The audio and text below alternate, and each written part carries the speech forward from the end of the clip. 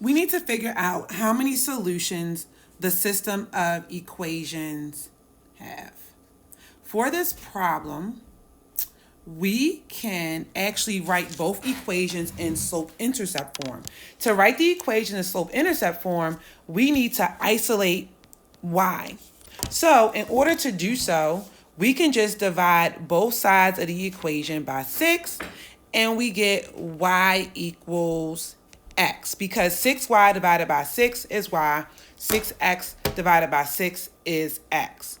We need to also write the second equation in slope-intercept form. In order to do that, we need to isolate y, get y by itself. So we need to divide both sides of the equation by 12. Therefore, y equals x. And you may be wondering, how is this slope-intercept form when we just have the slope but not the y-intercept? Remember, when there is no intercept, the y-intercept is 0. We can see that we have two equations that are identical. Therefore, they have the same slope and they have the same y-intercept. The slope for both equations is 1. The slope-intercept for both equations is 0. Therefore, there's exactly one solution.